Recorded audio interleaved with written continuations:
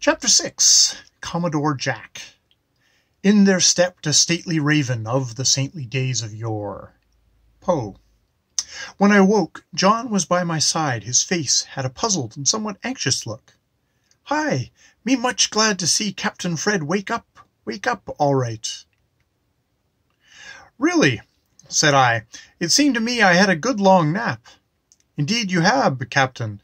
2 days and nights, right straight, just like a little baby when Mama give him a Jrny. Gracious, John, why didn't you wake me up long ago?" "Me try, but you no wake up at all. Much queer thing go on here.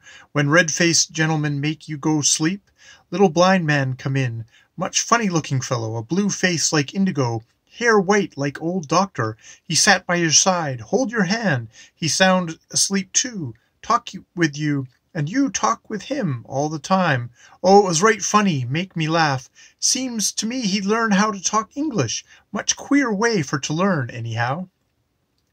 I was considerably astonished at this piece of news, and expressed myself accordingly. "You must take nourishment now. Have little more soup?" "No more soup. I'm hungry, and want something substantial. Let me get up." "Hi, hi!" jumping up and down with joy. "Captain shall have nice hot breakfast right off." Then rushed out of the room, gave the order, hurried back, and with all the skill and gentleness of a professional nurse, gave me a sponge bath, preparing my toilet, and sat down by the table in an easy-chair near the open window, and enjoyed the genial sunlight and fresh sea breeze.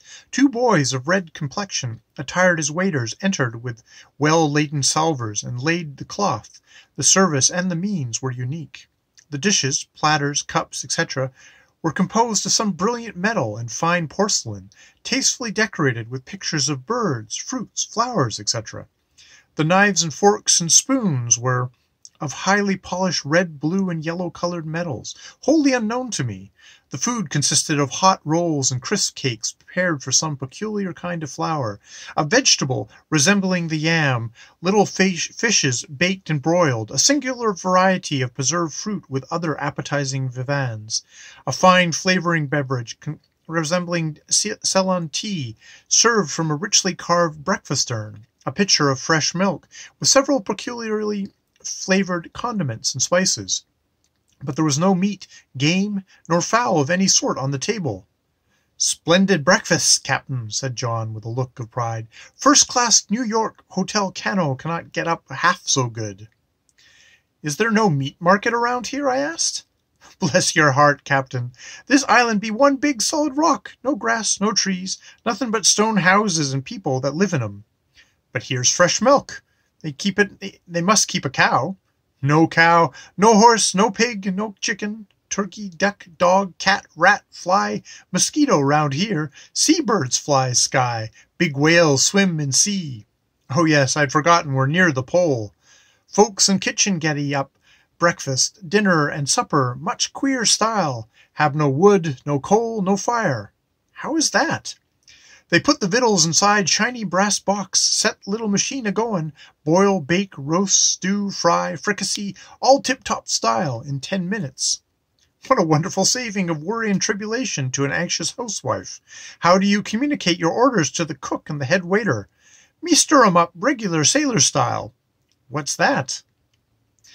"Caboose ahoy! Tumble there, you lazy lubbers! Bring on your horse tack and be damned to you! Cook no understood, but he hurry up right smart." John's energetic illustration of his culinary orders almost paralyzed the red-faced waiters with fright, and they slid out of the room. "Now, Captain, you must eat all you can. Nice breakfast, do you heap good. Me be head waiter," putting on a white apron. I donned my napkin, drew my chair up to the table, when a gentle tapping was heard at the door, and a deep sepulchral voice croaked out, "Corp." "That's the Commodore," said I. "Yes, Captain. Had to lock Jack out while you was sick. He make terrible fuss. Cry all time, just like a poor little baby. Reckon he wanted to say good morning to Captain. I had no idea the Commodore loved me so well. Invite him in." John opened the door, and in marched Jack with a measured and stately step, like Poe's raven, advanced leisurely towards us, hopped on the back of the chair, arranged his plumage, made a dignified bow, cocked his head knowingly to one side, and winked at me with his sharp black eye. "Good morning, Captain." "Good morning, Commodore. I'm delighted to see you. How are you?" holding out my hand. "All right," he replied, standing on one leg, seized my hand with his iron claw with a grip like a blacksmith's vice. "Cap sick?" "Have been, so they say, quite ill, but I'm getting all right now." "Hooray, hooray! Never say die," flapping his wings and uttering a rousing crow. "Hope to have the pleasure of your company at breakfast, sir," said I. "All right," said Jack, flopped to the edge of the table, squinting his eye around the menu with an air of connoisseur. "Let me help you to some soup, Commodore," dipping out the consomme into a plate. "Slops," answered he.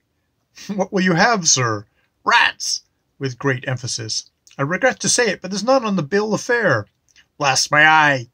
Then, after a pause, glancing around the table, "Horse tack! Hurry up!" snapping his iron beak.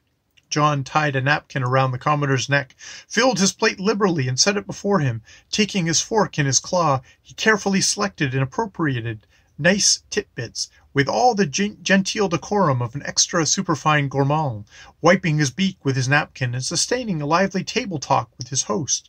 Breakfast concluded. "Now, Commodore, will you take a nice hot cup of tea, chocolate, glass of milk?" Dishwater," with great disdain. "What will you have to drink?" "A glass of grog." "No grog round here, Jack," said John. "Damn lie." "Have no grog since we left the ship. Captain Fred and me been temperance now." "Damn your eyes.